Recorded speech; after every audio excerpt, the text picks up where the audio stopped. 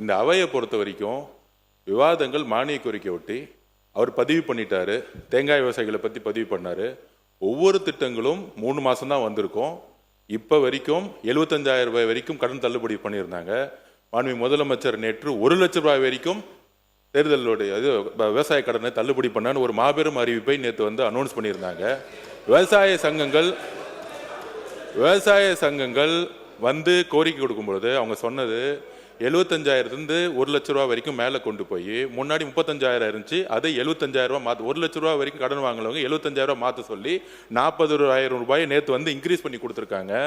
படிப்படியாக எங்களுடைய தேர்தல் அறிக்கைகளை தேங்காய் விவசாயிகள் உட்பட எல்லா விதமான படிப்படியாக நாங்கள் நிறைவேற்றுவோம் என்கிறதை பதிவு செய்கிறோம்.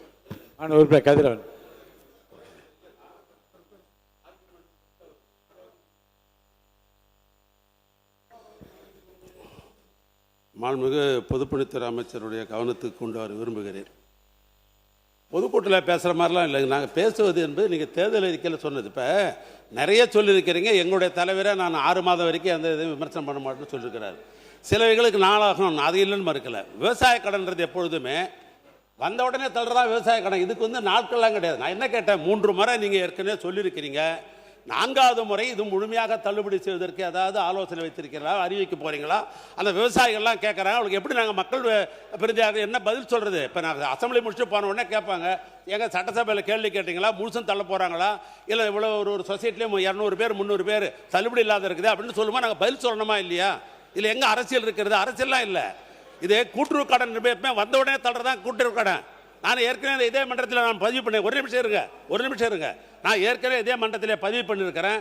2006 கூட்டுறவுத்துறை அமைச்சராக இருக்கிற பொழுது அன்றைக்கு முழு கடனையும் 6,000 கோடி ரூபாய் அண்ணன் கலைஞர் தள்ளுபடி பண்ணால் நான் தான் பண்ணேன். சென்ற முறை ஆட்சிக்கு இருக்கிற பொழுது நம்முடைய முதலமைச்சராக இருந்த அண்ணன் மு.க. ஸ்டாலின் விவசாயிகளுக்காக கடன் பட்டிருக்கிற அத்தனையும் தள்ளுபடி செய்யன்னு சொன்னார். எல்லாத்தையும் தள்ளுபடி பண்ணார். இப்போ நான் கேட்கறது, நீங்கள் சொல்லியிருக்கிறீங்களே 5 ஏக்கராவுக்கு உட்பட்டது பூரா முழுமையாக தள்ளுபடி செய்யப்படும், 5 ஏக்கராவுக்கு மேலே இருக்கிற விவசாயிகளுக்கு பாதின்னு சொல்லியிருக்கிறீங்க. அது உண்டா இல்லைன்றதான் என்னுடைய கேள்வி. பொதுப்பணித்துறை அமைச்சர் அவர்கள். மாண்புமிகு பேரவைத் தலைவர்களே, மூத்த உறுப்பினர் அரசியல் இல்லைங்கிறாங்க. அவர் பேசுறது எல்லாமே அரசியலுங்கிறது பொதுமக்களுக்கு தெரியும். அதாவது நான் பதிவு பண்ணிட்டேன், எங்களுடைய முதலமைச்சர் சொன்னதை செய்வார். தேர்தல் அறிக்கைகளில் படிப்படியாக எல்லாம் சரி செய்யப்படும், சொன்னதை செய்வார்னு சொல்லிட்டோம். ஆனால் ஒரு வேகமாக விவசாயிகளுக்காக தன் உயிரையும் கொடுக்கக்கூடிய ஒரு உரையை கொடுக்குற மாதிரி கொடுத்துக்கிட்டு இருக்காரு. ஆனால் ஆளுங்கட்சியாக இருக்கும் பொழுது, அமைச்சராக இருக்கும் பொழுது அண்ணன் தான் விவசாயி மேலே குண்ட சட்டத்தை போட்டு கைது செய்ததோ அவர் தான்.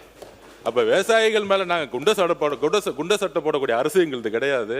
அதனால் நாங்கள் எப்பொழுதும் விவசாயிகள் பக்கம்தான் நிற்போம். அவர்களுக்கான உரிமைக்காக நாங்கள் நிற்போம். விவசாயிகளுடைய நிலத்தை காவல்துறையை வைத்து எடுக்கக்கூடிய மேல்மா மாதிரி இருக்கக்கூடிய, திருவண்ணாமலை நடந்த மேல்மா மாதிரி இருக்கக்கூடிய விவசாயிகள் பாதிக்கப்பட்ட அந்த செயலை நாங்கள் எப்பொழுதும் செய்ய மாட்டோம். நாங்கள் உறுதியாக கூறுகிறோம், எங்களுடைய தேர்தல் அறிக்கையில் படிப்படியாக நாங்கள் நிலைநாட்டுவோம்ங்கிறத பதிவு பண்ணுறோம். கதிரவன் என்ன முடிச்சிடலாம், போதும், உட்கார வேணாம், உட்காருங்க. இல்லை போதும், இது மாண்பு கதிரவன் எல்லாம் பதில் வரைக்கு போயிடுறேன்.